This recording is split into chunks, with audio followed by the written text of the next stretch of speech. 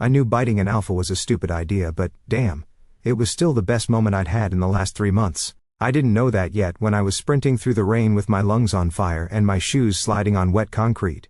Back then, all Ian knew was, if I slipped, if I hesitated, if I so much looked back, the bracelet was gone. That thought pounded in my head in time with my footsteps. The bracelet is gone. The bracelet is gone. The bracelet is gone. My bare wrist burned like someone had pressed a brand there. Skin raw, nerves screaming, phantom weight of metal that had circled my bones since I was 16. I kept clenching my hand into a fist, as if I could squeeze the pain back inside. I shot past a loading dock, my breath tearing out of my chest in ragged bursts. The city glared down at me, lines of streetlights, surveillance drones blinking red as they drifted by, security cameras like tired mechanical eyes mounted over every door and alley. One of them swiveled, tracking me. The tiny red LED flicked brighter as it zoomed. "Don't you dare," I muttered between gasps. "I'm not in the mood to be a data point tonight." I forced my scent down, hard. Years of practice kicked in. Slow inhale, slow exhale. Focus on the burn in my lungs, not the panic in my bloodstream. Omegas ran sweet when they were scared, the pheromones calling every alpha within range like a dinner bell. One uncontrolled spike, one misstep, my feet splashed through a shallow puddle. Cold water soaked through the canvas of my shoes, clinging to my socks. My jeans slapped wetly against my legs. The hood of my jacket clung to my hair, heavy with rain. Every breath tasted like metal and exhaust, and that faint sterile note of cleaning. Agents they sprayed on the streets at night to keep things sanitary. Sanitary. Right.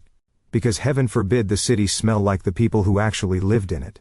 I cut down a side alley, then another, following a mental map of blind spots and dead angles I'd been building for months. The kind of route you only knew if you spent a lot of time running from things without admitting that's what you were doing. My heart hammered against my ribs. My shoulder clipped the corner of a dumpster. Pain lanced down my arm, sharp enough to make my vision blur for a second. Behind me, I could still feel it, an invisible pressure, like a storm front, closing in. He was following. Of course he was following. That's what he was paid to do. They said Matthew Hale never lost a mark. They also said Omegas were naturally compliant and peaceful by design, so clearly people said a lot of stupid things. I turned another corner, and my sneakers skidded on the slick pavement. I windmilled my arms and barely righted myself, slamming a hand against the brick wall for balance. My raw wrist scraped rough stone, and I bit back a yell. "Okay," I panted, more to the rain than to myself. "New life rule, Cody. Maybe don't saw off government hardware with a kitchen knife before you sprint through half the industrial district." Adrenaline made me lightheaded. My vision narrowed, the world tunneling into flashes of neon reflection. The red wink of cameras, the perfect circle of my next step. Somewhere under the fear, anger bubbled, thick, dark, familiar. Anger at the law that had put that bracelet around my wrist. Anger at the man who signed it. Anger at the way everyone looked at me like I was delicate glassware with a barcode. Anger was good. Anger meant I hadn't hit the collapse and shake phase yet. A siren wailed in the distance.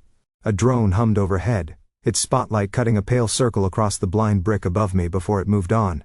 My fingers flexed uselessly at my sides. I wanted to flip it off, but my hands were busy with the important work of not letting me faceplant. Turn left, I told myself, then right. Then shortcut through the... I came out of the alley at full speed, and realized a fraction of a second too late that I'd miscalculated. The lane dead-ended in a narrow space between two looming warehouse walls.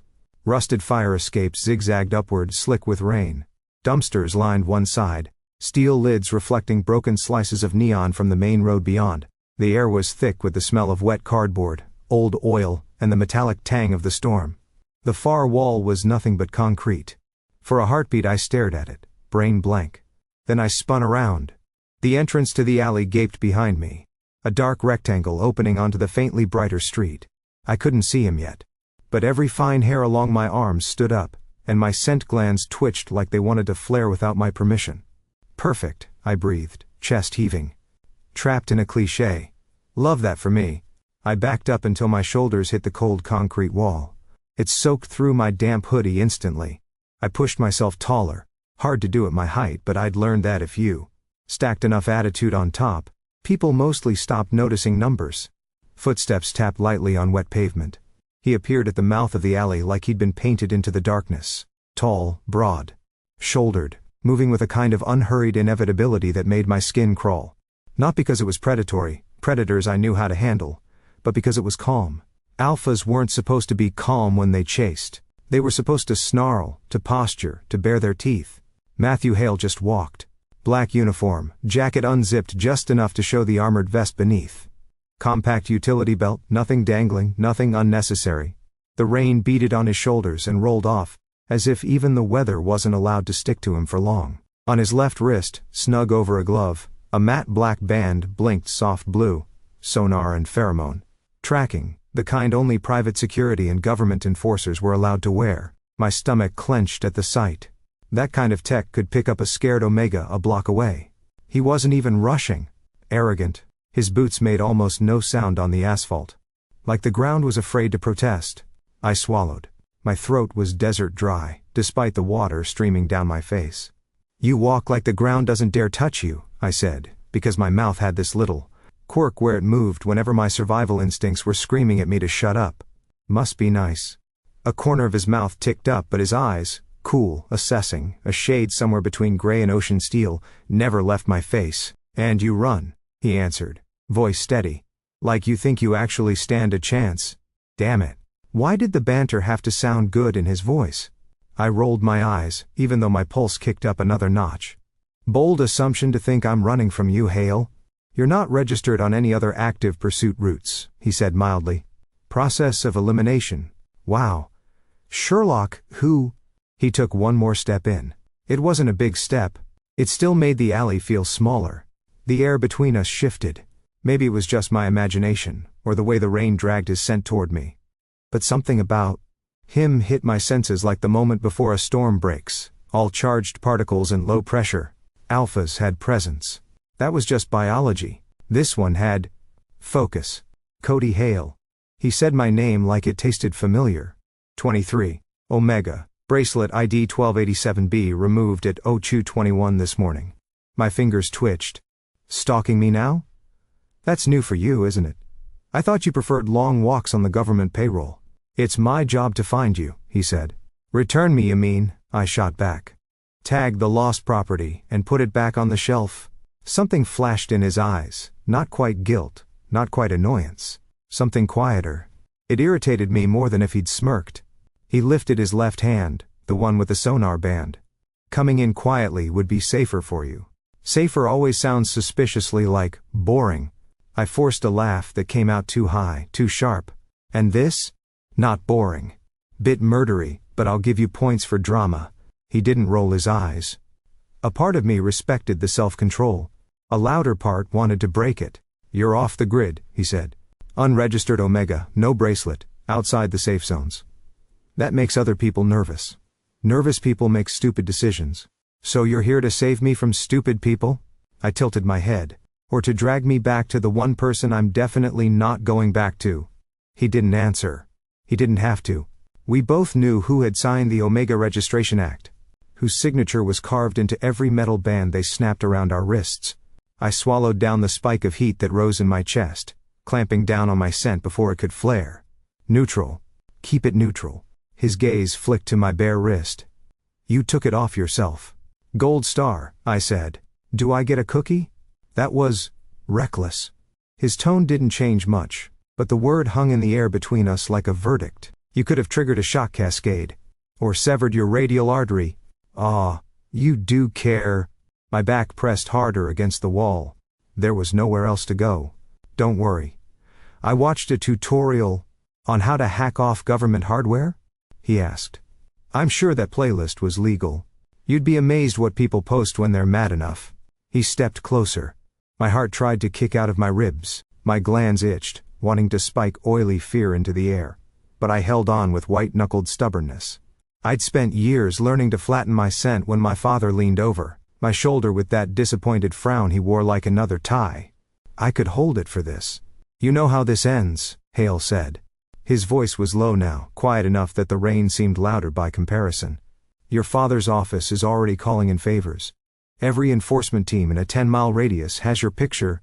"Yeah, well, I forced my shoulders to relax, tipping my head to the side with a grin that probably looked more like a grimace. Can't disappoint him now, can I? A muscle jumped in his jaw. Interesting. He lifted his right hand slowly, palm open, fingers spread before curling in just enough to show he had a grab band in his grip, a slim ring of black metal with a glowing clasp. A temporary restraint. They could weld it shut in the transport van. Last chance, he said. The rain traced a line down his throat, disappearing beneath the open collar of his jacket. I shouldn't have noticed that. I absolutely noticed that. My skin buzzed. Fight or flight wrestled inside my chest. Flight had gotten me into this alley. Fight, historically, did not end well for me. I looked at the open band. Then at his face. He didn't look angry. That would have been easier. Anger, I knew. He just looked steady, like gravity. And something in me reared up against that with the desperate, unreasonable certainty that, if I let that gravity take me now, I'd never get to choose anything for myself again. I don't do last chances, I said softly. He stepped in that final fraction of distance, close enough that I could feel the heat of his body through my wet clothes. His hand moved toward my wrist. I moved faster. If I'd stopped to think about it, I wouldn't have done it. But thought was a luxury adrenaline didn't allow, and terror did strange things to my impulse control. I slammed into his chest, knocked slightly off balance by the sheer solidity of him, and then hooked my fingers into the collar of his uniform, and dragged myself up. His eyes widened, and I sank my teeth into the warm skin just above the edge of his vest, right where neck met shoulder and rain-slicked muscle shifted under my mouth. He froze. Not a flinch, not a jerk, just a full-body startled stillness. His breath caught against my ear. For a second I tasted nothing but rainwater and skin and the metallic tang of my own fear. The world narrowed to the thunder of my pulse and the give of his flesh under my teeth. Not a claiming bite. Not a mating mark. Just a raw, furious, stupid human attempt to hurt something that scared me. He didn't yank me away. He could have. Easily.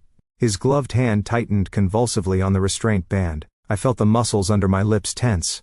A low sound slipped out of him, not quite a growl, not quite anything I recognized. Then reality crashed back. What the hell am I doing? I let go, stumbling back. My shoulder hit the wall again, hard enough to send a shock of pain down my spine. My mouth tasted like rain and salt and copper, and my face burned hotter than the skin around my missing bracelet. He looked down at me. A bead of crimson welled where my teeth had been, bright against his pale skin before the rain smeared it into a red-pink blur. His expression wasn't enraged. He looked startled. Like in all his years of doing this job, this was the one possibility his training hadn't covered. "Oh my God," I blurted, panic making my voice climb. I didn't, are you going to, I don't know, press charges for assault with teeth?" And because my brain was clearly broken, I added, "In my defense, you were very biteable." His brows twitched. Just a little. But I saw it. There. A crack. The hand holding the grab band loosened. His gaze flicked toward the alley mouth and back. I didn't wait to see what decision he made. I dropped low, ducked sideways, and drove my shoulder into his ribs. Momentum and surprise did the rest. He staggered half a step as I slipped past him, my shoulders screaming, my feet scrambling for purchase on the slick asphalt. "Cody." His voice chased me, low and sharp. I didn't look back. The city yawned open ahead. I shot out of the alley like a bullet, legs pumping with renewed terror. Behind me, footsteps hit the ground, then stopped. For a single bewildering heartbeat, I was sure he'd lunged, dragged me down, finished, this with my cheek pressed to wet asphalt and cold metal around my wrists. The only thing I heard was the rain. I didn't know why he let me go. I just ran. By the time my legs gave up, the industrial blocks had given way to the skeleton of an abandoned mall. Once, it had probably been glass and chrome and branded light. Now half the windows were smashed, metal shutters hung crooked, and someone had painted a mural of a wolf breaking its own collar across one whole wall. Seemed fitting. I climbed the emergency stairs on shaking legs, pulling myself up by the rusted railing when my thighs threatened to mutiny. The door to the roof was jammed, but my adrenaline had one last burst in it. I threw my shoulder against the metal until it groaned open just wide enough for me to squeeze through. Cold air hit me like a slap. The rooftop was slick and empty, a flat expanse of concrete ringed by a low parapet. A few broken vents jutted up like crooked teeth. The city stretched in all directions, smeared neon and sodium glow under low clouds. I stumbled to the edge and sank down with my back against the parapet. My chest heaved. Each inhale scraped my throat raw. My hands shook so hard, I had to press them flat to the ground to make them stop. Rain tapped against my face, my lashes, my lips. It felt cleaner up here, farther from exhaust and fear. Slowly, the reality of what I'd just done caught up. I bit him, I whispered to the empty air. I bit an alpha enforcer. A hysterical laugh bubbled up, half sob, half disbelief. Well done, Cody. Excellent life choices. Truly thriving. My teeth ached in phantom echo. I raised my hands, staring at my fingers as if they might explain why I'd chosen the nuclear option of conflict resolution. I'd been scared, sure. Cornered. Trembling under the weight of that calm, that inevitability. But beneath the fear, something else had jolted through me when his eyes met mine. Something sharp and hot and deeply, deeply inconvenient. Excitement. Why? I asked the rain, flipping my head back against the parapet to stare up at the low, heavy clouds. Does his calm piss me off more than any yelling ever has? I knew why, of course. Because I'd grown up in a house full of shouting. Of slammed doors, and raised voices. Lectures, and tirades, and the constant throb of disappointment. It was noise. And I'd learned to tune noise out. Matt Hale didn't yell. He just looked at me like he saw exactly what I was doing, and exactly what it was costing me. It made me feel exposed in a way I hated. It also made a stupid, treacherous part of me want to lean into that steady voice and ask what the hell I was supposed to do now. Not happening, I told the sky. We're not doing the whole scary alpha becomes my emotional support arc. I have standards. Lightning flickered behind the clouds, distant and silent. The city hummed below. Somewhere, sirens wailed again, then faded. My wrist throbbed in counterpoint to my heartbeat. I cradled it against my chest, thumb brushing the angry red ring where the bracelet had been. Freedom burned. I'd gotten what I wanted. I was off the grid, unregistered, untethered, and being hunted by the most efficient dog the system had ever unleashed. Fantastic, I muttered. This is fine. Everything is fine. I closed my eyes and let the rain wash the sweat and fear from my face, at least on the surface. Underneath, my nerves jittered, my body still keyed for flight, every muscle poised to bolt at the slightest sound. What I didn't know then, sitting on that roof and trying not to shake apart, was that not too far away, in a brightly lit medical center reserved for private security personnel, Matt Hale was sitting on a narrow bed, watching. A medic dabbed antiseptic over the crescent marks my teeth had left on his skin. That he'd looked at that spreading bruise in the mirror, one hand resting lightly over it, and thought something I'd never expected anyone on that side of the system to think about me. Interesting. He'll come back into my field of view. And if he doesn't, I'll make sure I step into his.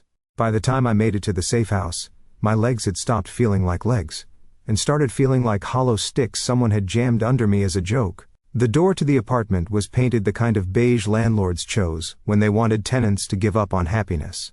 A crooked sticker that said "This is a normal home, nothing to see here" peeled at one corner. I rapped the agreed pattern, 3 quick, 2 slow, one that always made my knuckles hurt. The lock scraped, 2 chains slid, and then a suspicious eye appeared in the narrow opening. "You look like hell," June said.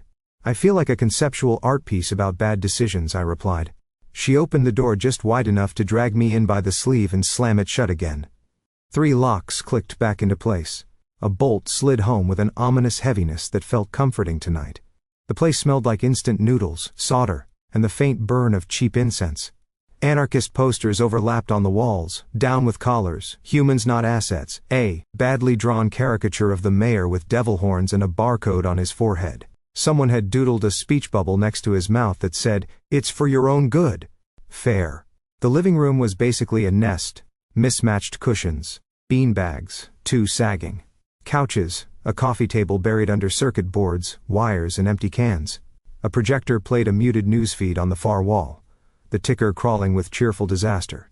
Rafi was on the floor with a screwdriver in his mouth, hunched over a half-disassembled tracking bracelet. He looked up when the door slammed, the screwdriver dropping into his hand. "Holy, Cody?" He scrambled to his feet so fast he knocked over a can. "Where have you been? We thought..." "Dead?" I flopped onto the nearest clearish patch of couch, the springs squeaking in protest. Arrested, kidnapped and re-educated? All of the above, June said, shutting the last lock with a decisive click. She was small and wiry, hair buzzed on one side and long on the other, purple dye fading at the ends. You weren't answering your burner, or your backup burner, or your backup. I was busy, I said. Rafi snorted. He'd always looked like he belonged in a tech support commercial, big brown eyes, gentle mouth, curls trying to escape every attempt at styling. Right now he just looked tired and scared. Busy? He stared at me like I'd announced I'd taken up recreational skydiving without a parachute. Busy doing what? Outrunning citywide surveillance? I held up my left arm. The room went very, very quiet. June's eyes widened. The color drained from Rafi's face. The raw ring of skin where the bracelet had been throbbed under their stares. I tried for a flourish, and almost dropped my hand because my muscles were still trembling. You didn't, June whispered. I did. My voice came out hoarse, but I forced a grin. Ta-da! Rafi's first reaction was to swear under his breath in 3 different languages. His second was to cross the room in 3 big steps and grab my wrist, fingers gentle, eyes anything but. Dummy, he breathed, inspecting the angry red welt like he could put the metal back with his bare hands. Stupid, brilliant, suicidal dummy. How? No, don't tell me. I don't want to be an accessory. Relax. I tugged my hand back. The skin complained. I watched like 4 tutorials. Oh, well, if you watched a tutorial, June said. Why didn't you say so earlier? That makes this completely safe and rational. She paced, arms folded so tight her knuckles went white. Her nostrils flared, scent spiking sharp and worried, beta neutral but edged. Cody, do you understand what this means? That I am a proud, unbranded Omega citizen making a stand against systemic oppression? That you are a glowing red blip on every enforcement display in the city, she snapped. Your bracelet went dark. That triggers a level 2 alert even if you aren't the mayor's kid. Which, by the way, you are. Unfortunate plot twist, I know. I leaned my head back against the couch, staring at a poster that read, if you're not angry, you're not paying attention. Look, I didn't do it to make your lives harder. I did it because I couldn't breathe anymore. Rafi sat beside me, close enough that our knees bumped. You could have told us, he said quietly. Would you have let me? I asked. He hesitated. There was my answer. June dragged a hand down her face. You picked a hell of a day, Cody. Enforcement sent out a private contractor squad when your bracelet flagged. It's not just patrol cars and bored officers now. Yeah, I said, my stomach doing a neat little flip. I noticed. Rafi squinted at me. What did you do? My tongue tasted phantom rain and adrenaline, and a faint trace of copper. I should have lied. Said I'd seen a squad car. A drone. Something harmless. I may have had a minor disagreement with the guy they sent, I said. And by disagreement I mean, I ran. And he chased me. And the first improvised. June dropped onto the arm of the couch. Define improvised. I bit him. They both stared at me. Please rephrase that sentence, June said faintly. I bit him, I repeated. Like a highly evolved, politically conscious piranha. Rafi wheezed. You bit an alpha enforcer. In my defense, I said, he was standing very close and being extremely arresty. Cody. June buried her face in her hands. Cody. Do you even know who they assigned to your case? Tall, quiet, black uniform. Eyes like he judges your life choices in his sleep? I said. Wrist holster with the fancy sonar band? Zero sense of humor? She stared. You met him. Met is a strong word, I said.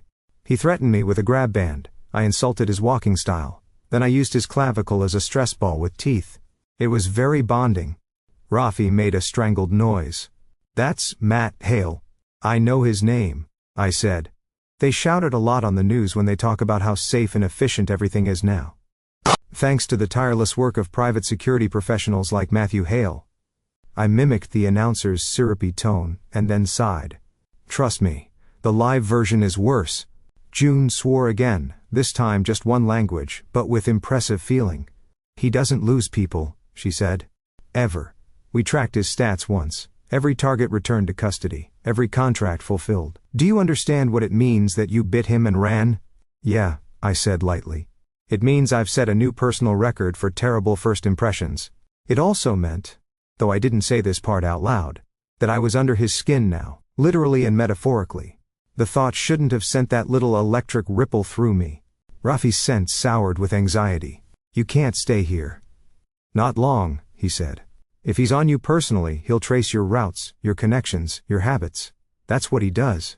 I knew he was right. The apartment was a safe house, not a bunker. We had backups and contingency plans, exit routes and caches, but Hale felt like the kind of man who didn't care how many doors he had to knock down to walk through one. I just need a few hours, I said. To stop shaking, to figure out my next move. June's shoulders loosened a fraction. You can have that, she said. But if we get a ping within 3 blocks that matches enforcement patterns, we scatter. No arguments. No arguments, I echoed. She hesitated, then came over and squeezed my good wrist. It was brief, rough, heartfelt. We're with you, she said. Even if your methods are catastrophically theatrical. I prefer memorable, I said. But my chest warmed. Rafi nudged my shoulder with his. I'll get you a clean hoodie, he said. Yours smells like wet dog and fear. Wow, I said. Can't imagine why the alphas aren't lining up. He disappeared down the narrow hallway. June went to triple-check the window seals, muttering under her breath about static routes and encrypted channels. I let my eyes fall half-closed, listening to the hum of the old fridge, the clack of Rafi's footsteps, the faint drone of the news. My wrist throbbed in time with my heartbeat. The echo of Hale's calm voice ran under everything. You know how this ends. I don't, I murmured. But, I'm not letting you write it for me. He found us 3 hours later. I knew something was wrong before the knock. A chill crawled up my spine, the fine hairs on my arms standing up like I'd walked into a funhouse with the static turned too high. The air felt denser, tighter. Rafi froze halfway through showing me a mock-up of an end-forced registration campaign on his tablet. Did you feel that? I asked.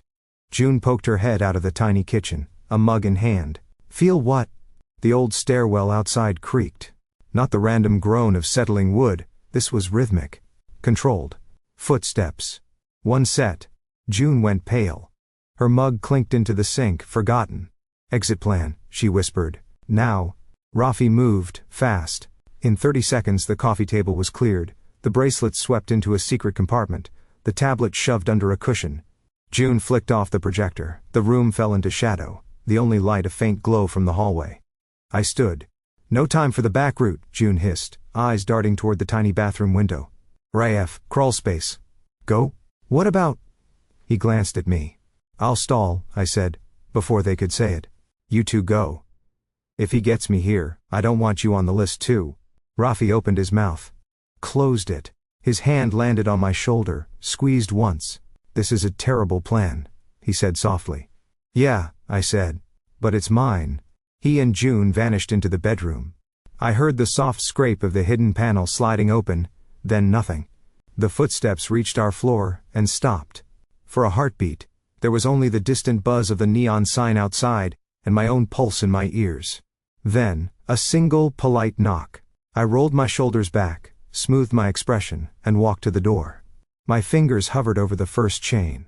If you're a pizza, I called, you're late. And if you're not a pizza, I'm not interested. You don't eat cheese this late. A calm voice responded through the wood. You complain it makes your dreams weird. For some reason, that detail bothered me more than the fact that he'd found us this fast. You've been stalking my dreams now? I undid the top chain. New level of creepy Hale. I opened the door just enough to see him. Same black uniform. Same vest. Same immaculate posture. His hair was still damp, like he'd come in from the rain without bothering to dry properly. His eyes flicked over me in one efficient sweep, taking in fresh hoodie, cleaned. Up face. The tension I was trying very hard to pretend I didn't feel. His gaze dropped briefly to my bare wrist. It's Matthew, he said mildly. Or Matt. Or Mr. Hale, if we're having a formal argument. You're assuming this is an argument, and not a restraining order, waiting to happen, I said. What, enforcement doesn't teach you how to text first? He didn't try to push the door wider. He just stood there, the same way he had in the alley, steady, occupying space without crowding it. We both know why I'm here, he said. Wow, vague ominousness. You really do love a brand, I said. In case you missed the memo, breaking and entering is still a crime, even when you're tall. I haven't broken anything, he said. Yet. Our eyes met. For a heartbeat, it felt like the entire building exhaled around us, the air between us denser than the stairwell behind him. I opened the door fully and stepped out, pulling it shut behind me with a click. I'll save you the trouble, I said. If you're here for me, then congratulations. You found me, gold star. We can do the whole dramatic hallway showdown, but you're not going through that door. He glanced at it. You think I don't know there are at least 2 other people in there? 3. If the heat sensor over the window isn't lying. Pretty sure it's lying, I said. It's a landlord special. Like the mold and the broken elevator. Cody. My name in his mouth did something strange to my spine. You're not responsible for their choices. Maybe not, I said. But I am responsible for whether I drag them down with mine. We faced each other in the narrow landing. The stairwell smelled like dust, old paint, and the faint ghost of curry from someone's dinner. And under that, threading through everything, was him. Alphas had a scent, whether they wanted to or not. His was muted, disciplined. No aggressive spike, no dominant shove. Just a low hum of cedar and clean soap and something cooler, metallic at the edges. It slid over my skin like a weight, not crushing, just present. I dug my nails into my palm, and smothered the instinctive response rising in my glands. Neutral, I reminded myself. Flatline. Do not engage. He didn't push his scent, but he didn't withdraw it either. It was a subtle thing, like 2 pressure fronts meeting over the same city. Not a storm yet. But the promise of one. You shouldn't have come here, I said. You're scaring my friends. They're not my targets, he said. You are. Oh good, I said lightly. I was worried this wasn't special between us. His jaw tightened the tiniest bit. Progress. He shifted his weight, the stair under his boot creaking faintly. You knew enforcement would come after you when you removed the bracelet. Sure, I said. I just assumed they'd send someone boring.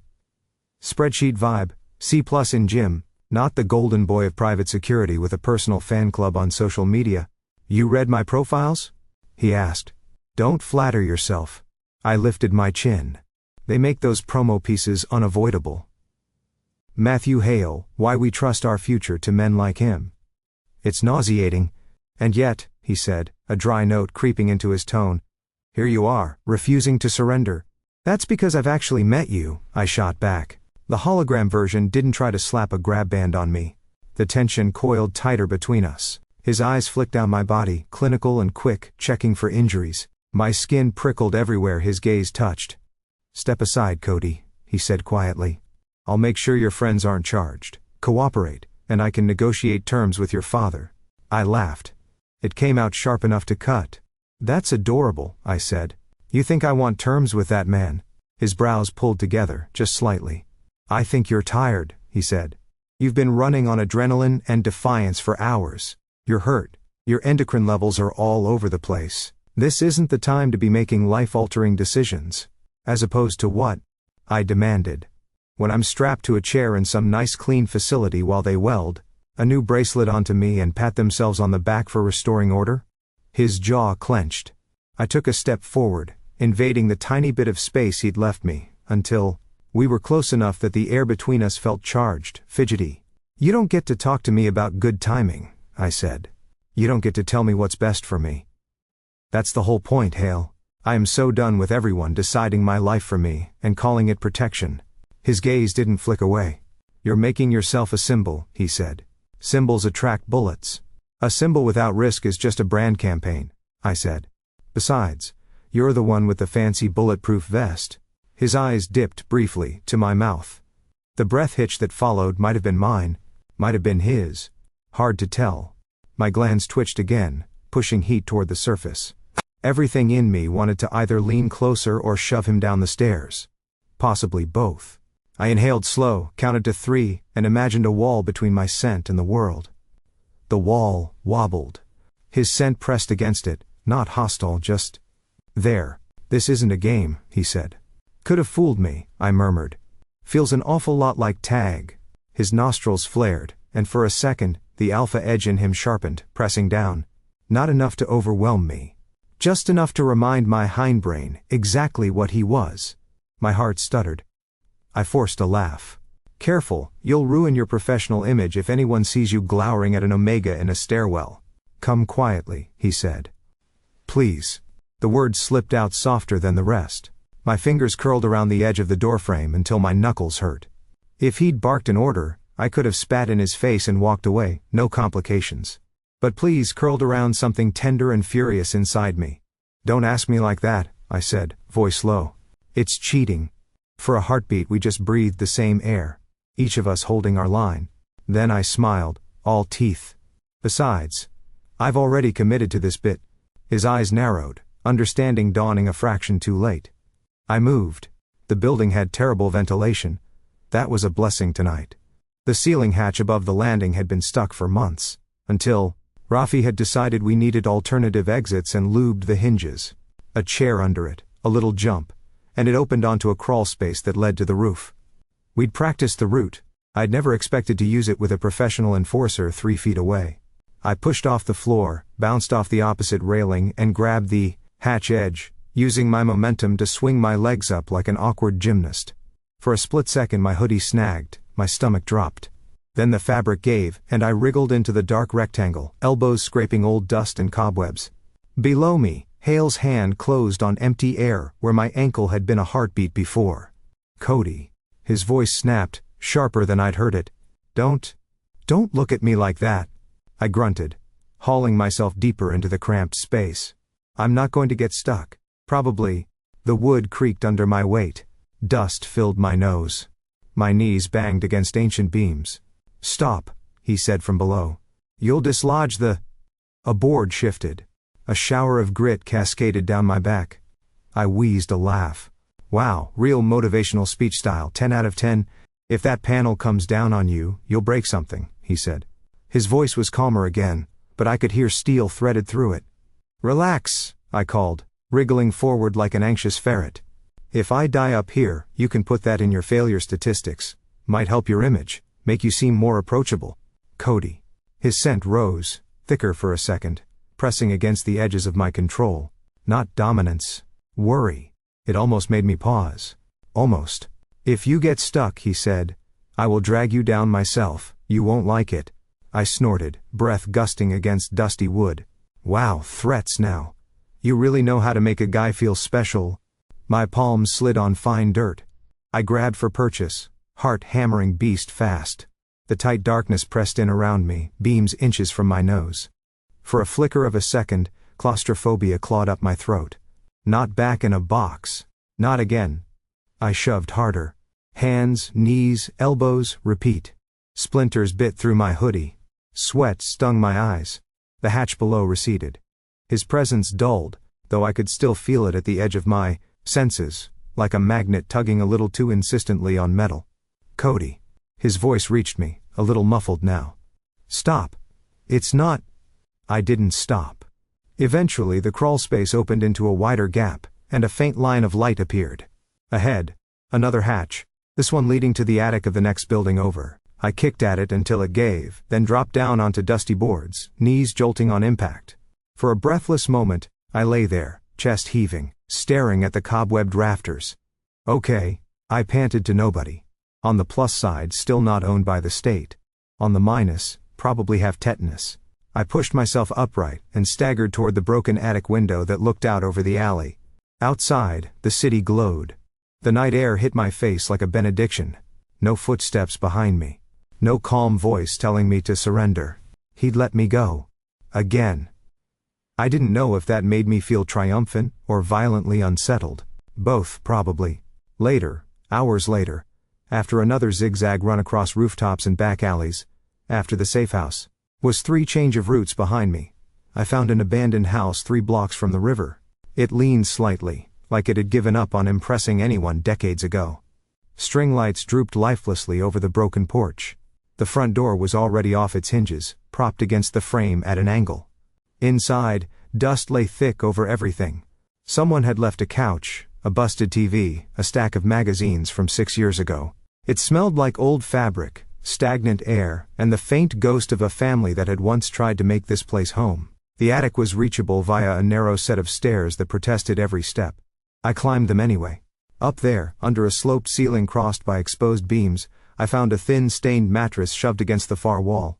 A few dead fairy lights dangled from a nail above it, their wires tangled around each other like sleeping snakes.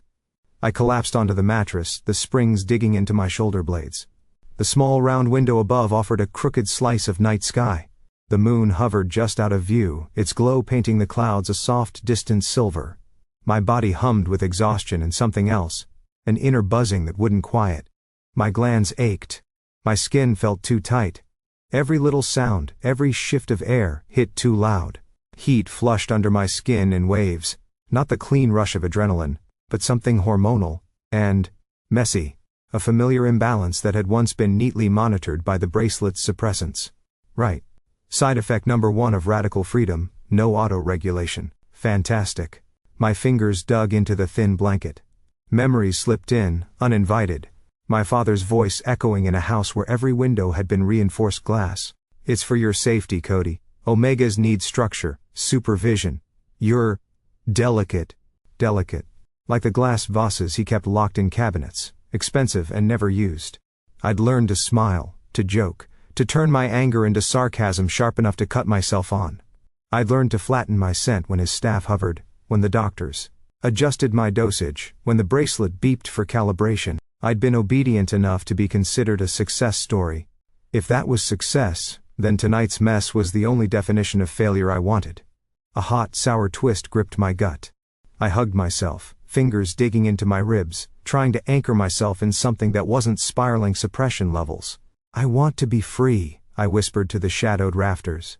So why does freedom feel so damn cold? The house creaked in response. My throat burned. My eyes stung. I blinked hard, refusing to let tears fall. Crying was for when someone else could see and use it. Alone, it just made my nose stuffy. Somewhere in the city trains roared, a low rush of sound like distant surf. Neon glowed against the undersides of clouds. Precision, and order, and law hummed along every main street, every monitored zone. And somewhere in that network of control, a man with a fresh bite mark on his shoulder. And a steady voice was probably staring at surveillance footage and rerouting resources. I didn't know then that I was right. I only found out later, long after this particular game between us had escalated, that while I was staring at the crooked slice of sky above a dead mattress, Matt Hale was in a very different room. His world, for the moment, consisted of screens. Rows of them, stacked on the walls of the private security office downtown, each one divided into smaller squares. Traffic cams, building entrances, drone feeds. A whole city chopped into rectangles and translated into motion and heat signatures. He stood in front of them with his arms crossed, jaw shadowed with the kind of tired stubble that meant he'd skipped going home. A bandage peeked out from under the collar of his black t-shirt, white against the tan of his skin. On one screen, a paused image showed my profile. Hood up, mouth twisted in a crooked half smile as I flipped off a camera 2 weeks ago during a protest. On another, a younger version of me, 12, in an ill-fitting suit, standing beside my father at a press conference announcing the pilot program for the bracelets. My shoulders were already a little hunched.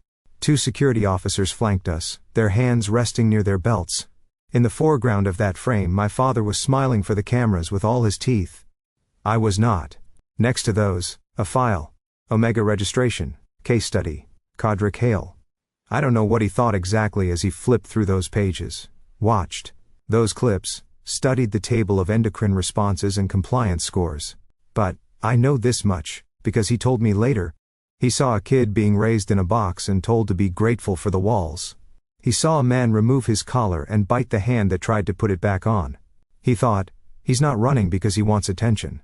He's running because this is the first time in his life he's had control over anything. And then, for the second time that night, he decided not to hand the case off to anyone else. The next day, I made the mistake of going near the metro. In my defense, I was hungry, exhausted, and starting to feel like my skin didn't fit right. The hormonal storm hadn't broken, just hovered, leaving me edgy and unmoored. The thought of weaving through a crowded station, blending into bodies and noise and old gum on the floor sounded safe. Invisible at least. The station I chose was one of the older ones, high arched ceiling, cracked tiles, A big neon sign flickering between 3 shades of blue. Buskers played on the upper level, their music echoing off concrete. The lower platforms thrummed with the rush thud of incoming trains. People meant scent. Scent meant signal. I hugged the wall, keeping my hoodie up, hands in my pockets, nose wrinkling at the mix of deodorant, coffee, stress, and the occasional sharp spike of alpha possessiveness aimed at their partners. My glands twitched, wanting to answer, but I kept them leashed, my scent as flat as I could manage. The crowd ebbed and flowed as trains arrived and departed. I let it carry me, body moving on autopilot while my brain spun.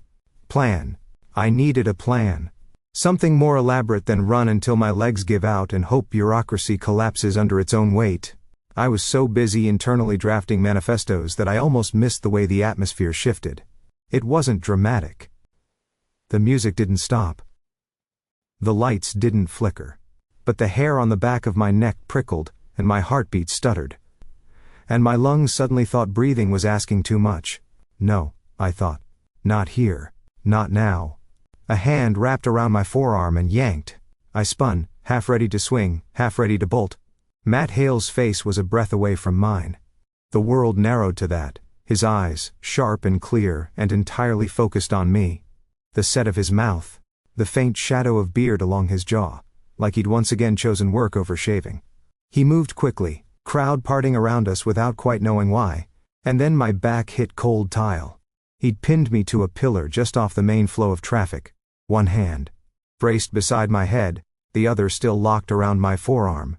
Not crushing, but firm enough that I wasn't going anywhere unless he let me. The trains roared past, wind tugging at my clothes. Neon from the sign above painted his cheekbones in flickering azure. I swallowed. Air scraped past my ribs, jagged and too hot. "Hi," I said, because my brain was clearly determined to die as it had lived, making terrible choices. "Miss me?"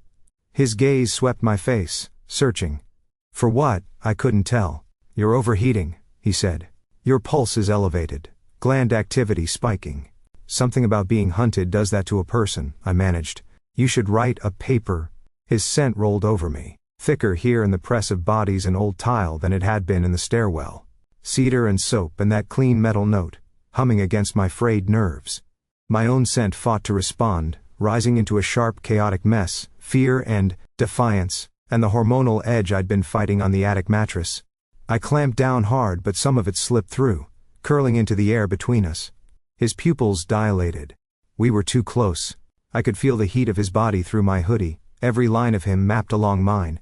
Chest to chest, hip to hip, like some kind of sick joke the universe thought was hilarious. "Back off," I said, voice a little too breathless for the amount of danger I was in. "Or I really will bite you again." His mouth quirked, just barely. "Do you think I've forgotten? So you admit my dental work made an impression?" There was a pause, half a second, maybe less, where something almost like amusement flickered in his eyes. "Did you like it?" I asked, because I had no survival instinct left apparently. "You keep chasing me like a man who himself?" The pause stretched a heartbeat longer. "I don't," he said finally, "comment on work-related incidents." I huffed out a laugh that was closer to a gasp. "Wow. That's almost funny." "I'm not trying to be funny," he said. "I'm trying to keep you from collapsing in the middle of a public transit hub." "I'll be fine," I lied. My knees chose that moment to wobble. His grip on my arm tightened, steadying me. His other hand hovered an inch from my hip, like he wanted to help but had given himself rules he didn't quite dare break. The trains roared. People surged around us, eyes sliding away like we were just another couple arguing about something stupid and domestic. "This is not the place for you to crash," he said. "Come with me. Now. I'll get you somewhere safe, stabilize you, then we can—" "No." The word came out raw. I swallowed and tried again. "No." His brows drew together. "You're not thinking clearly." "Maybe not." My voice shook. "But I know this much, if I go with you when I feel like this, I will never know whether it was my choice or your convenience. And I am so—" My throat tightened. So tired of that being blurry. His jaw flexed. We were close enough now that I could feel every breath he took. The rise and fall of his chest brushing mine. My body responded to the proximity in ways I did not have the bandwidth to unpack. "Back off," I whispered. "Or I swear, I'll make a scene." "You already are a scene," he murmured. "You were born a scene. For a guy who doesn't do jokes, I said weakly, you're getting better at them.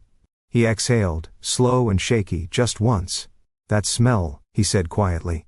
Cody, you're going to make every alpha on this platform look at you twice if you don't calm down. Gee, I said.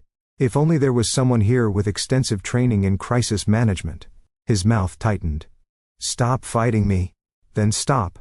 I swallowed as a fresh wave of heat rolled through me, blurring the edges of my vision, crowding me. To his credit, he listened. He eased back an inch. Then two. Still close, but not pressed against me. The sudden rush of cooler air between us made my skin shiver. His scent drew back with him, the pressure easing just enough that I could drag in a deeper breath. I clung to that thin slice of distance like a lifeline. There, I said, forcing my lips into a crooked smile. See? You can do it. Don't touch without consent. Basic rule. His eyes darkened. I haven't touched you without your consent, he said. Not once. You grabbed me in an alley with a grab band, I reminded him. You bit me first. Details, I said. Let me have my righteous narrative. We stared at each other, suspended in that tiny pocket of space as the world rushed by in streaks of color and sound. This would have been the part in a bad drama where someone leaned in. This wasn't that drama. My hand slid into my pocket. Fingers closed around the small cylinder June had shoved into my palm when we'd parted ways. 3 sprays, maximum, she'd warned. It'll knock your scent flat for 10 minutes. Maybe 12. Use it and run. I met his eyes. Matt, I said softly. He blinked. It was the first time I'd used his name the way he'd suggested, without sarcasm, without barbs. His grip on my arm loosened by a fraction. Don't, he said, voice low. Whatever you're about to. I yanked my hand out of my pocket and spritzed the air between us, twice, fast. The mist hit both our faces. He choked, eyes squeezing shut instinctively. His hand flew off my arm, fingers curling like he wanted to claw the spray out of the air. The effect was instant. My own scent recoiled under the chemical blanket, smothered. My glands still ached, but the flare was muted, dulled. The air between us went oddly flat. His pheromones, too, were muffled, turned distant. For a second, we just stood there, coughing in sync. God, I wheezed. That smells like a hospital and a pine tree had an argument. His eyes watered. Anti-pheromone suppressant, he rasped. That's illegal without... Add it to my growing list of sins, I said. His vision cleared just in time to see me slip sideways, duck under his arm, and fuse with the passing crowd. Cody. His voice cut through the noise, annoyed, exasperated, worried. I didn't look back. I let the tide of commuters carry me toward the far stairs, shoulders hunched. Head down, my neutralized scent blending into the chemical fog. For 10 minutes he wouldn't be able to track me by smell. For 10 minutes, my body might forget there was a steady, infuriating alpha in the world whose calm I both despised and wanted to curl up inside. For 10 minutes, I could pretend that I wasn't already in a game I didn't know how to win. Later I knew, he'd find another feed, another pattern, another way in. He'd keep coming, like the tide, like the sunrise, like every expectation I'd ever tried to outrun. But right then, as I slipped out of the station into the sharp brightness of the street, heart racing and limbs shaking, one thought held my spine straight. You can chase me, Matthew Hale. You can catch me a dozen times. But when I finally stop running, that's going to be my decision. By the time I stumbled into the old theater, my body had stopped negotiating and moved straight into open rebellion. The place had been closed for years, some funding scandal, some zoning dispute, or maybe the universe just got bored of letting people sit in velvet chairs and pretend for 2 hours that their lives were someone else's problem. Whatever the reason, the city had forgotten it. I hadn't. The side door groaned when I shouldered it open, hinges screaming in protest before giving way. Stale air rushed out to meet me, thick with dust and the faint ghost of too many perfumes and spilled sodas. I coughed. One hand braced on the frame, the other clutching my ribs like that might hold me together. Inside, it was beautiful in the way ruined things sometimes are. Rows of red seats stretched away into the dark, their fabric faded and torn, a few cushions gutted like they'd been mauled. The balcony curved overhead, curtains hanging in heavy moth-eaten folds. Crystal from the main chandelier lay scattered across the floor like fallen stars, its broken frame still hung from the ceiling, tilted, wires exposed. The smell hit me hardest, old wood and velvet, dust and rusted metal, that particular dry sweetness of abandoned spaces. No harsh cleaning chemicals, no sterile corridor scent, just time, and the gradual surrender of a place that had once mattered to people. Perfect. I made it down the aisle by sheer stubbornness, knees shaking.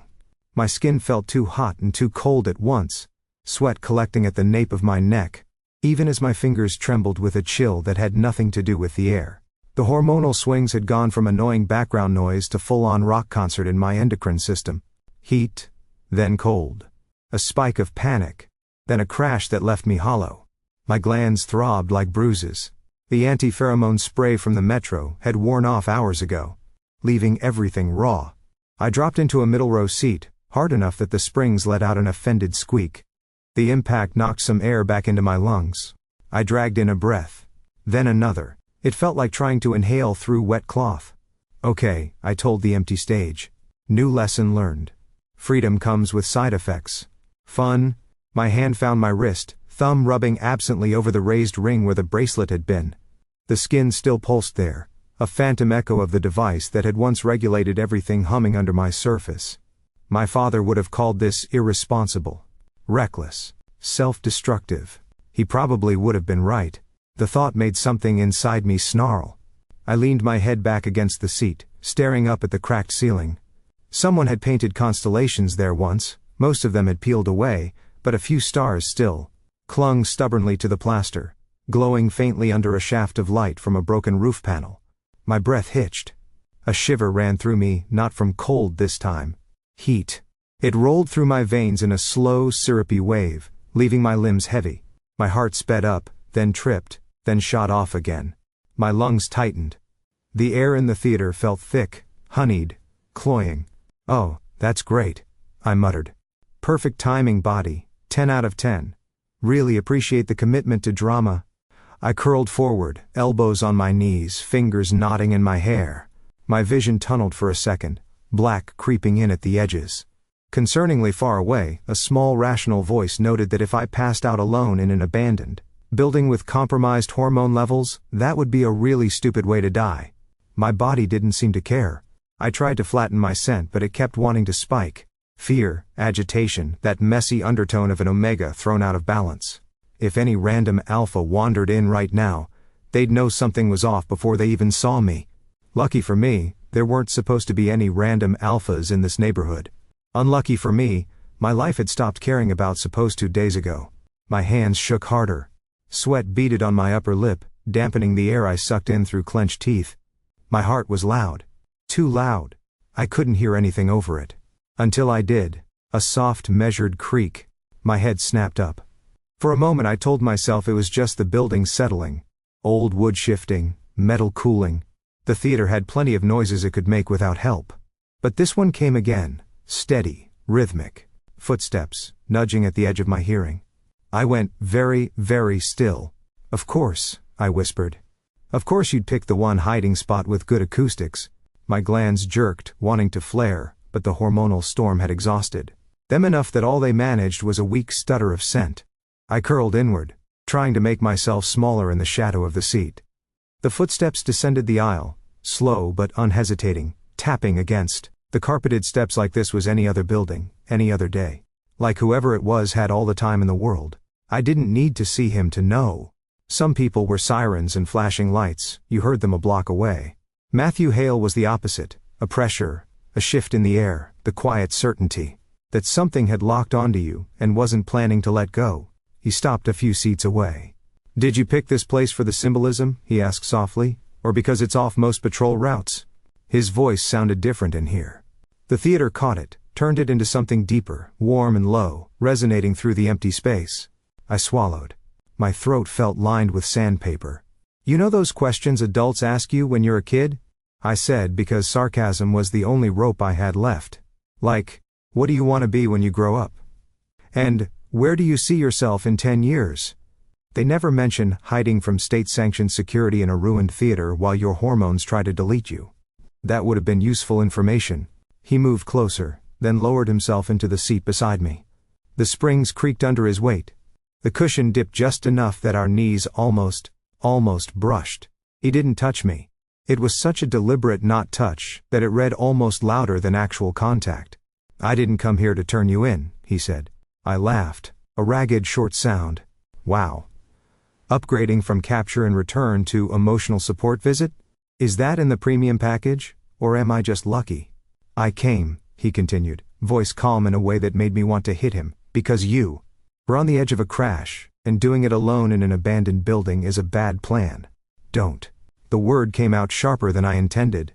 My fingers curled into fists on my knees. "Don't talk like you care. Don't act like you're here as some kind of friend." "That's not what I said." "Then what?" My voice cracked. I cleared my throat, heat crawling up my neck. "What are you, Hale? My handler? My babysitter? My personal designated hunter? You already have my dental records. You want my medical too?" Out of the corner of my eye, I saw him turn his head to look at me. "I'm someone who understands the numbers," he said quietly. "Your levels are unstable. You're on day 3 without the bracelet's regulation, with no meds to ease the transition. You're exhausted, underfed, and running in circles to prove a point to a system that doesn't care if you collapse on the way." The words were blunt, matter of fact. They still felt like they hit something soft and sore inside me. "I'm not," I started, then had to stop to drag in a shaky breath. "I'm not your responsibility. You're not obligated to check on me. That's not in your job description. Maybe it should be spoken like a true reformer," I murmured. "Careful, if anyone hears you, they might take your badge." He was quiet for a moment. The theater hummed around us, alive with absence. "I'm not here out of obligation," he said. I forced a laugh. "Then what? Professional curiosity? Can't stand a loose end?" He didn't rise to the bait. His voice, when it came again, had shifted. Softer at the edges. "You're shaking," he observed. "Yeah, well." My teeth clicked together as another wave passed through me. "I'm trying to vibrate out of this dimension. No luck so far, but I'm committed to the bit." A breath I hadn't realized I was holding tore itself out of me, half sob, half laugh. My vision blurred dangerously. I blinked hard. "Don't," I said again, more desperate this time. "Don't look at me like that." "Like what?" "Like I'm pathetic." The word tasted sour on my tongue. "Cody," he said. And there was that damn please tucked just under my name again. "I don't pity you." "Then what is this?" I demanded. "Why are you here, if not to watch the rebellious Omega burn himself out and feel superior about it?" "I'm here," he said slowly, "because you're at your limit, and you're still trying to pretend you're not." My hands clenched harder. My nails dug crescents into my palms. "Don't you dare feel sorry for me." "I don't," he said. And something in his tone made me drag my eyes away from the ceiling and look at him. He was watching me steadily. Jaw relaxed, eyes clear. "I don't pity you," he repeated. "I understand you." There was no inflection on the word understand, no capital letter, no condescension. Just a calm, simple statement. It landed heavier than any shouted sympathy would have. An ugly, tight laugh caught in my throat. "Congratulations," I said hoarsely. "You've solved the Cody puzzle. Give the man a prize." He didn't answer immediately. The air between us buzzed with everything I was trying not to feel. Heat, fear, anger, the bone. Deep exhaustion of someone who'd been sprinting against an entire structure for too long. I huddled deeper into my seat, wrapping my arms around myself. The edges of my vision wavered again. "Breathe," he said. "I'm trying." "You're pulling air into your chest, not your diaphragm," he said. Short and shallow. "It makes the panic worse." "Look at you," I managed through clenched teeth. "A walking mindfulness app." "For once," he said, "just do what I ask without arguing." Something in his voice, not harsh but firm, slipped under my defenses. Maybe it was the for once. The way he said it, like he knew I'd earn back every inch of control later. "Fine," I muttered. "Show me your very official breathing technique, Officer Calm." He exhaled once, slow. "Count with me," he said. "In for 4. Hold for 4, out for 6. I hate this already." "In," he said. We breathed.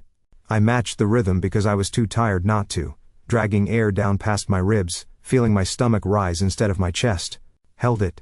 Let it out slower than felt natural, like I was gently bleeding the pressure off a line. Once. Twice. 3 times. The buzzing behind my eyes dulled. My heart didn't slow exactly, but its frantic tap dance settled into something less chaotic. The hormonal storm didn't stop. It wasn't that simple, but the edges stopped feeling like they were going to cut me open. "There you go," he murmured. "Better. You're very proud of yourself right now, aren't you?" I said. But the bite was gone from my tone. "I'm relieved," he said. "Small difference." We sat like that for a while, breathing in sync in the half-dark, the stage, lights dead, the ghosts of old performances watching from the wings.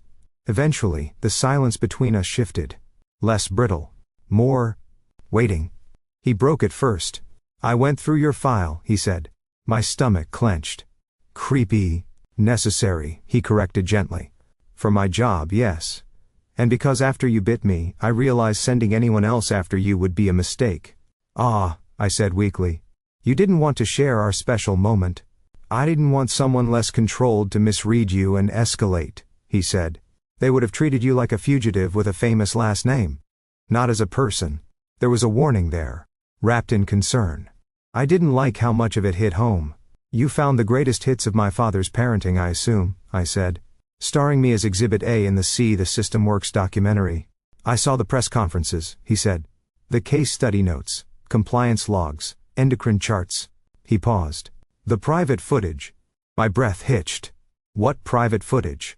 His gaze flicked toward the stage, then back. "Home security recordings," he said. "The ones from the first week you wore the bracelet.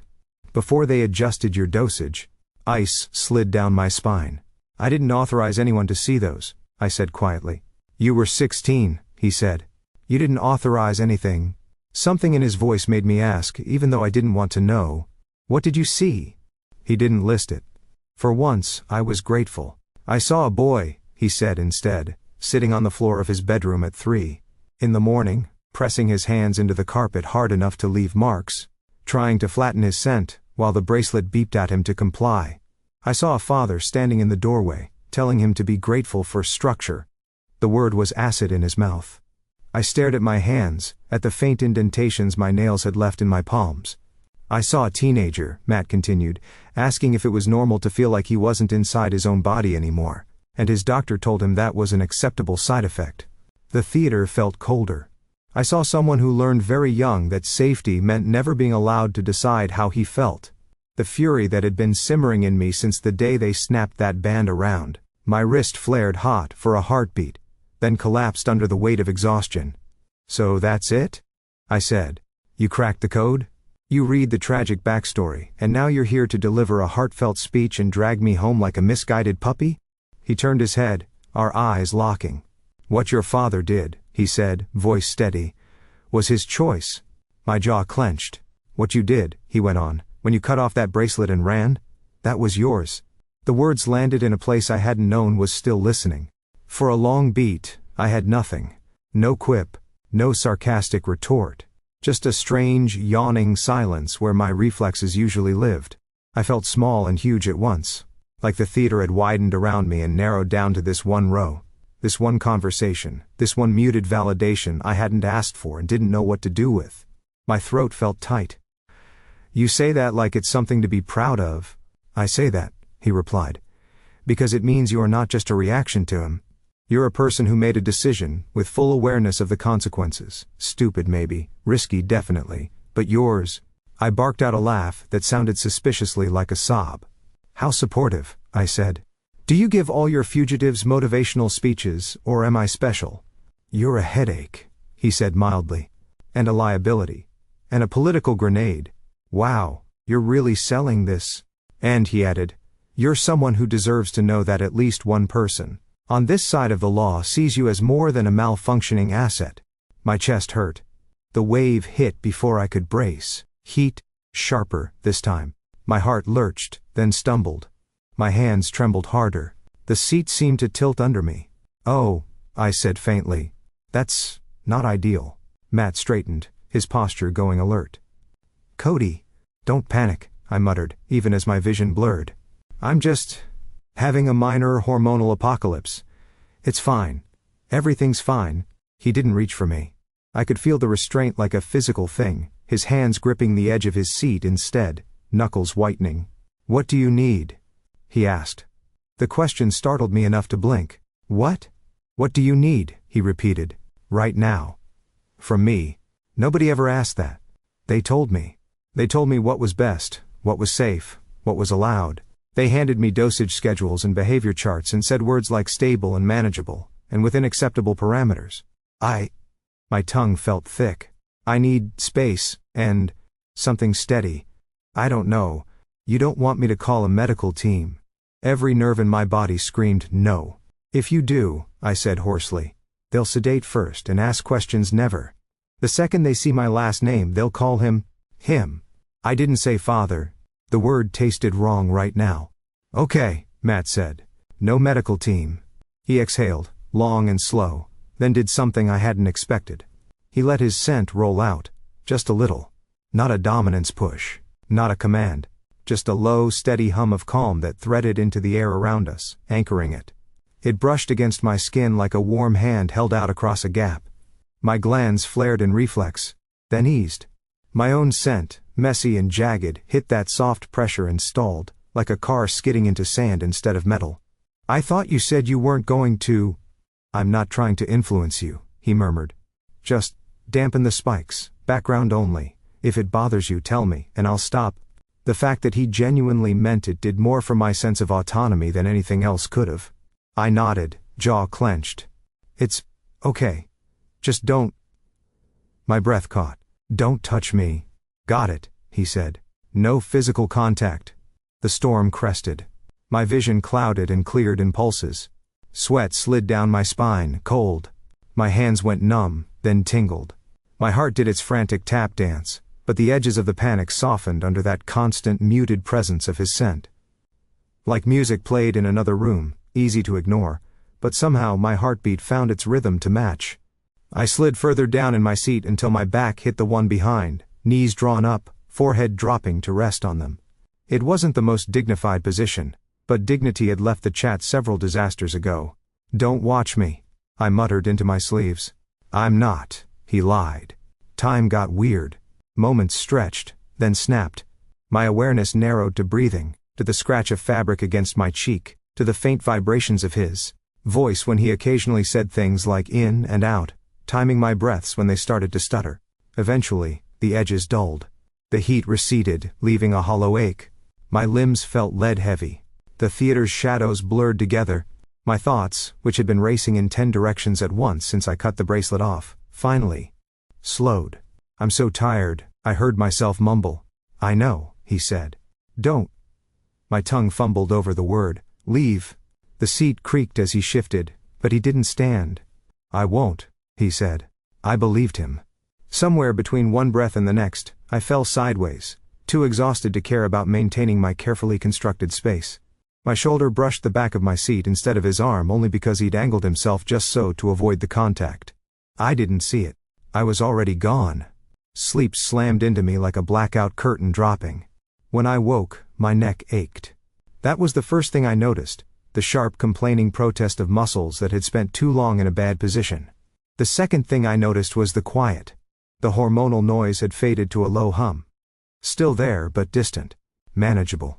My glands felt sore, like I'd run them through a workout they hadn't trained for, but they weren't screaming. The third thing was the weight of someone's presence beside me. My eyes snapped open. The theater was darker now, the light from the broken roof panel thinner. Dust motes floated lazily in the beam, like they'd decided the laws of physics could wait. I'd slid sideways in my sleep, my shoulder pressed against the worn fabric of the armrest, my head tipped toward the seat beside me. Matt sat exactly where he'd been. On the floor. He'd moved sometime while I slept, trading the seat for the aisle. His back was against the row in front of us, legs stretched out, one knee bent. A tablet rested on his thigh, its screen casting a faint bluish glow over his face. He was reading something, eyes scanning steadily, the crease between his brows back in place. He hadn't left. He also hadn't moved closer.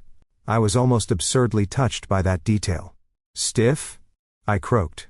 He looked up.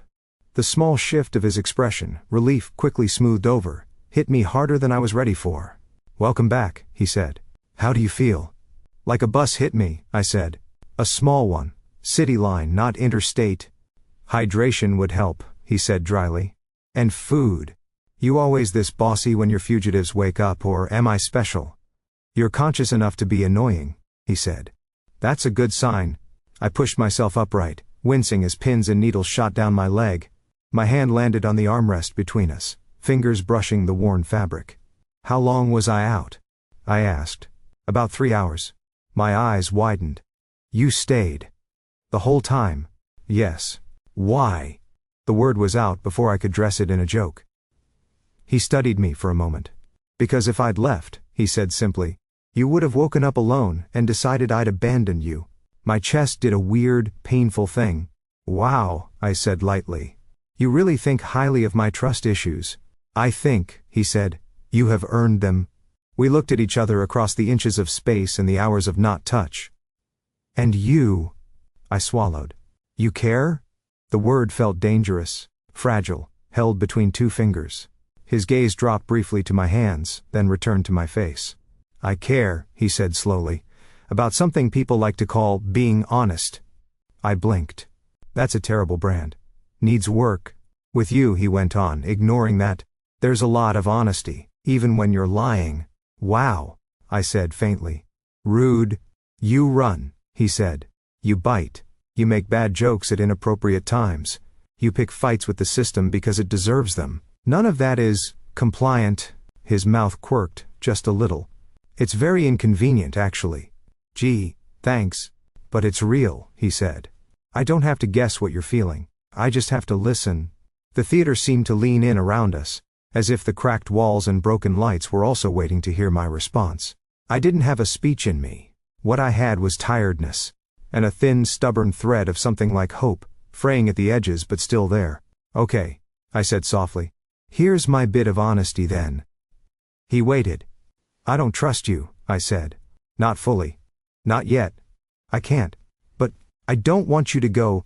His eyes softened. Just a fraction. Just enough. You want me to stay, he clarified. On what terms? Terms? I echoed. If I stay, he said, I need rules. Yours, not mine. The idea that he was asking for my conditions made my brain stutter. Okay, I said slowly.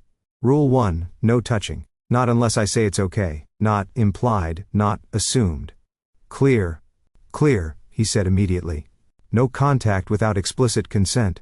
Rule 2, I went on, feeling my way through it, no lies. If you're here as a hunter, I need you to say it. If someone orders you to bring me in, I need you to tell me. No pretending you're on my side if you're not. I won't lie to you, he said. Not about that. Rule 3, I said. No decisions about me without me. If you think you know what's best, you ask, you argue. You try to convince, but you don't decide for me when I'm conscious enough to decide for myself. His jaw worked. That one, he said, might be the hardest. I know. I held his gaze. That's why it's there. Silence stretched between us for a second. Then he nodded. Your rules, he said. I accept them. A little knot in my chest loosened. So, I said, pulse picking up for reasons I refused to analyze. Will you stay? At least until my endocrine system stops trying to stage a coup? One corner of his mouth lifted. Your first rule, he said, will be respected. He shifted, setting the tablet aside, then resettled against the seat. In front, careful to keep his distance, his hands visible on his knees. And your second and third, he added. For as long as you want me here. I let my head tip back against the seat, eyes closing for a moment. For the first time since I'd cut the bracelet off, since the hunt started, since I tasted blood and rain on his skin, the tight band around my chest eased enough for me to breathe without counting. Okay, I murmured. Then, stay. But no touching. I cracked an eye open. For now. His gaze met mine, steady and warm and exasperating. For now, he agreed. Somewhere, high above us, a loose shard of chandelier crystal caught a stray beam of light and flashed. The theater, for the first time in years, felt like a stage again. Not for a scripted play written by someone else, but for something messier and far less predictable. My life, apparently.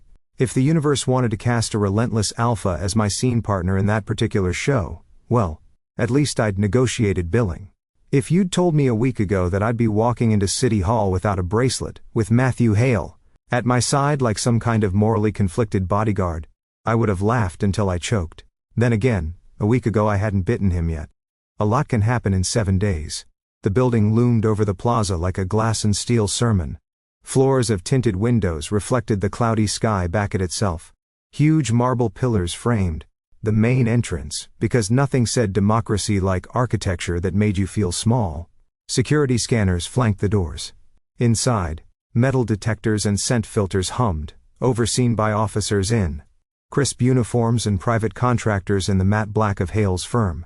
The invitation, official, embossed, delivered to Matt's office with more subtext than ink, had called it a reception in honor of ongoing public safety initiatives. I called it what it was, a show. So I decided to make one too. Last chance to run, Matt murmured as we crossed the plaza. He wasn't joking.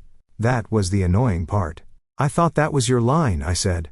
You know, last chance to surrender, Cody, make this easy on yourself. That was before we agreed I don't get to make your choices for you, he said. A week of for now had turned into something terrifyingly stable. We'd spent it in back rooms and abandoned spaces, negotiating with each other and with my endocrine system. He'd kept his distance, kept his word, kept his watch. The hormonal storm had calmed to occasional squalls. My body felt like mine again. Give or take the occasional rogue spike. My life, on the other hand, was about to get aggressively not mine if I didn't do something. This isn't running, I said. This is counter-programming. He gave me a look. Your father requested a private meeting. You insisted on a public reception. Yeah, I said. Funny how that worked out. We reached the doors. 2 security officers stepped forward automatically, scanners raised. Their gaze dropped to my bare wrist. One of them stiffened. Sir, he began, looking at Matt. This Omega, Matt said, cool and professional, badge visible on his belt, is with me. He didn't say in my custody. He didn't say under my control. With me. My pulse jumped. I pretended it was just nerves. The officer hesitated, then stepped aside as the scanner chimed green for Matt. When it passed over me, it beeped a sharp, confused red. Unregistered Omega signature detected, the machine intoned. Bracelet status, offline. The air tightened. I saw the moment fear kicked in behind the officer's eyes. Not fear of me exactly. Fear of what my existence represented. A glitch in the system standing in the lobby of the building that housed it. One of them reached instinctively for his comm. Matt shifted. He didn't touch me. He didn't need to. The smallest adjustment of his body put his shoulder between me and their line of sight, his stance relaxed but unmistakably in the way. I've cleared his presence, he said. Check your priority channel. The officer blinked, then pressed a finger to his earpiece. A beat later, his eyes widened. He flicked a glance at me that was 2 parts alarm, 1 part morbid curiosity. Yes, sir, he said to Matt. Go ahead. We stepped past the scanners. Priority channel? I murmured. You've been busy. Your father pulled strings to make sure I brought you in quietly, he said. I pulled different strings. For me. For the integrity of the process, he corrected. And yes, for you. The lobby opened into a vast atrium, all gleaming tile and soaring glass. Above, a skylight let in muted gray light. Below, clusters of people in expensive suits and cautious smiles mingled around tall tables set with catered finger foods. Hollow screens along the walls cycled through feel-good statistics, crime rates trending down, compliance rates trending up, cheerful graphs about Omega satisfaction. Nobody had asked me if I was satisfied. My stomach twisted. You still sure? Matt asked under his breath. No, I said honestly. But I'm going anyway. His mouth twitched. The ghost of a smile. That's you in a sentence. The crowd parted when they saw us coming. Not dramatically, no gasps, no falling champagne glasses, just a subtle ripple as conversations stalled and eyes tracked us. Or rather, tracked me, unregistered, uncollared. An Omega-shaped glitch, walking into the middle of a very expensive narrative. I felt their sense hit me first, curiosity, anxiety. A few sharp flares of disgust quickly suppressed. Alpha signatures spiked and flattened as people wrestled instinct with politics. I kept my own scent locked down as hard as I could. Neutral. Flat. Not an invitation, not a challenge. I wasn't here to play by their biology. At the far end of the atrium, near the base of a sweeping staircase, my father held court. Mayor Hale looked almost exactly like he did on the posters, tall, silver at the temples. Suit impeccable. smile calibrated to seem warm without ever quite reaching his eyes. He was surrounded by a cluster of officials and donors, laughing at something an older man had just said. Cameras floated on silent drones above them, capturing angles for the evening newsfeed. When he saw me, the smile cracked.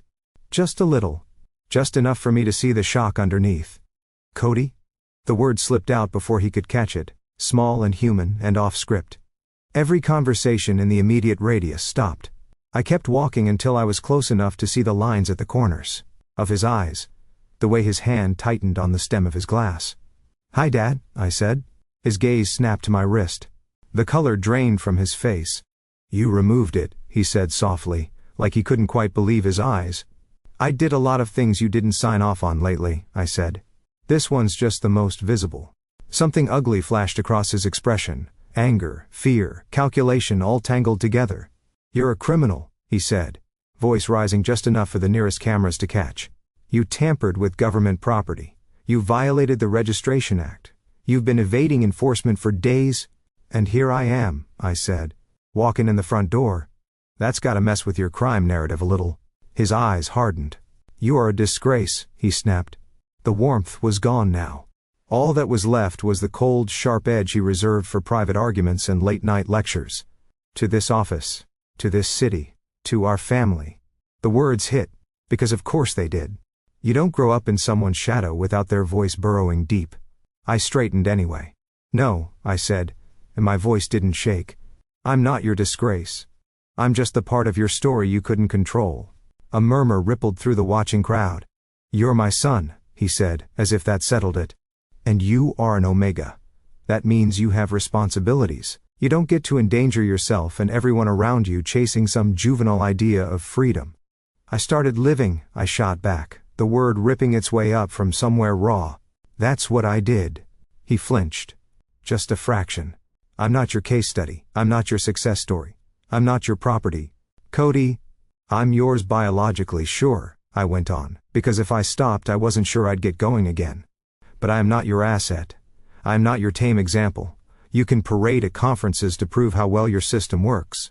The drones edged closer, lenses gleaming. "And I won't wear your collar," I said, lifting my bare wrist. "Not anymore."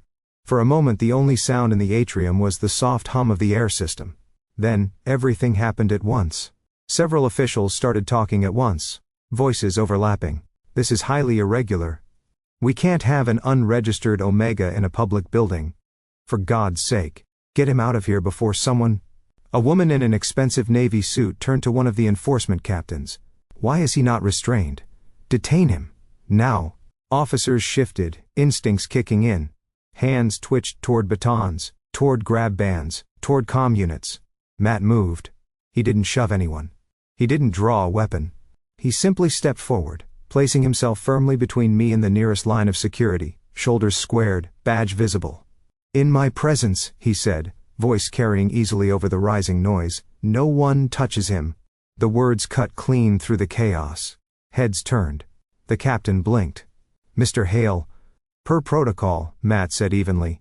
"He's under my supervision. Any attempt to restrain or remove him without my authorization will go on record as a violation of chain of command. And, depending on who's watching," his gaze flicked briefly to the hovering cameras, "a misuse of force." The implication landed like a dropped weight. The woman in navy narrowed her eyes.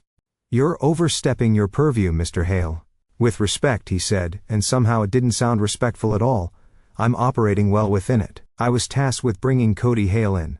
He is here, in a secured building, under escort, unarmed, and not currently posing a threat to anyone." "A symbolic threat," someone muttered.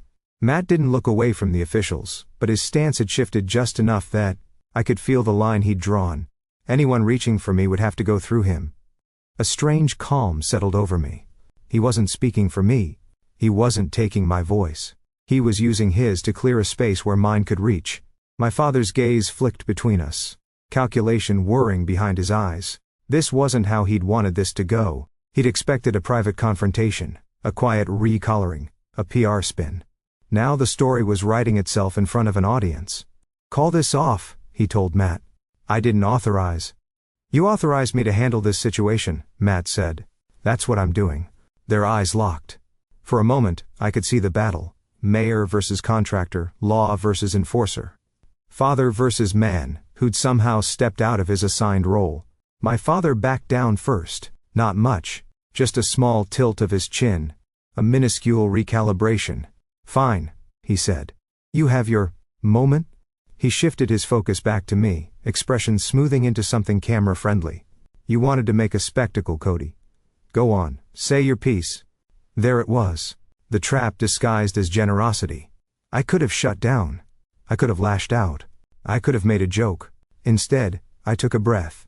The room smelled like expensive cologne, polished marble, faint ozone from the electronics. Underneath it all, the churn of human fear and anticipation. My whole life, I began, and my voice sounded small to my own ears, but it carried. You told me the bracelet was for my safety. My father's jaw tightened. You told me omegas needed structure. That we were delicate. I almost spat the word. That we couldn't be trusted with our own chemistry, our own choices. Biology is, he started. Real, yeah, I cut in. Biology is real. We react to scents and hormones and cycles. So do alphas. So do betas. We all have instincts.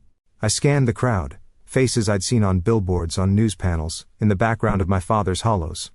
The Registration Act didn't take instincts away, I said. It took choices away. You didn't ask what we wanted. You decided for us. You made us data points and called it protection. A murmur ran through the room. Some of it sympathetic, some of it hostile, most of it wary. When I wore that bracelet, I went on. I did what I was told. I smiled for your cameras. I sat through your case study interviews. I let doctors adjust my dosage when I said I felt wrong, numb, like I was watching my life from somewhere outside my own body. My throat thickened. I pushed through it. You told me those feelings were acceptable side effects, I said. Because the upside was safety, predictability, control. My father's gaze flickered, just once.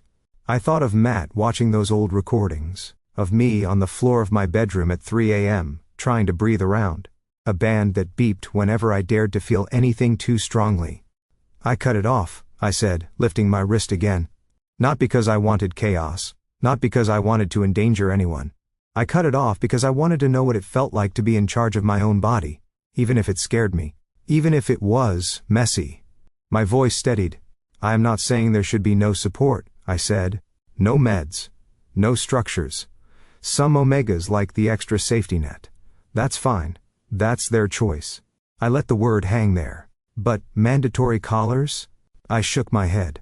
Tracking our every move, regulating our every spike, threatening us with non-compliance if we dare to feel too much? That's not protection. That's possession. A beat of silence. I took another breath, tasting the moment. Fear, anger, curiosity. The weight of eyes. The quiet, solid presence at my back that was Matt, radiating nothing but steady. We deserve options, I said. We deserve the right to say yes or no to something that fundamentally alters how we experience ourselves. We deserve informed consent. Not lifetime sentences dressed up as jewelry. I looked at my father. You built a system, I said quietly. Maybe you believed it was for the greater good. Maybe you still do. I'm not naive enough to think you'll flip a switch tonight and dismantle it because your runaway son made a speech. His mouth twitched. Pain? Pride? Annoyance? I couldn't tell. But I need you to understand this, I finished. I'm not broken because I took it off.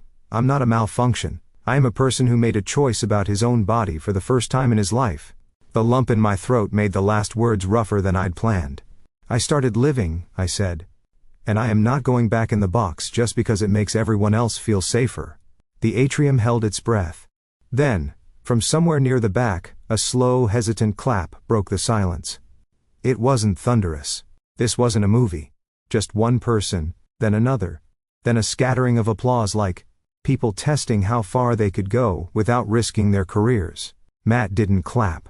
He just stood there, solid as a pillar, eyes fixed not on the crowd but on me, like I was the only variable he cared about. My father's gaze raked over the room, taking in the cameras, the expressions, the cracks in his carefully curated image. For the first time in my life, I watched him. Think. Not strategize. Not spin. Think. When his eyes came back to mine, something in them had shifted. Not enough. But something. You've made this very difficult, he said quietly. Not for the microphones. For me. I know, I said. That's kind of my thing. A corner of his mouth twitched, almost despite himself. This conversation isn't over, he said. Policy is complex. There are stakeholders, logistics, risks. Yeah, I said. So is ignoring half the population's autonomy. Seems fair to revisit. He exhaled, a sound somewhere between a sigh and a laugh. We'll talk, he said. Not here, not tonight. But we will talk. It wasn't an apology. It wasn't a promise. But it wasn't a threat either. For now, that was enough. He turned away, already fielding questions from the nearest official, sliding back into his practiced public persona. The cameras followed him, hungry for angles. I stayed where I was.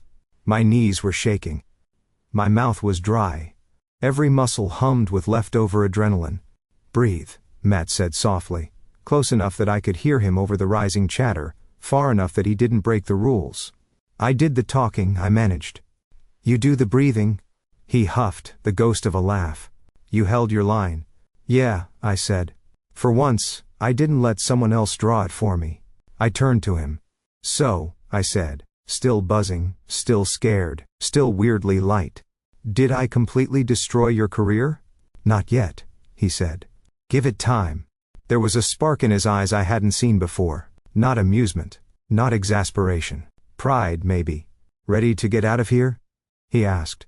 I looked around at the marble and glass, at the people pretending not to stare, at the floating cameras trying to decide which story to tell. Yeah, I said. Let's go. Before someone decides a tranquilizer dart would be a better PR move, he angled his body so I could walk ahead if I wanted to. Beside him if I didn't. A choice, in something as small as our path through the lobby. I stepped forward. Not because he wanted me to. Because the first did. The funny thing about freedom is that nobody warns you how exhausting it is.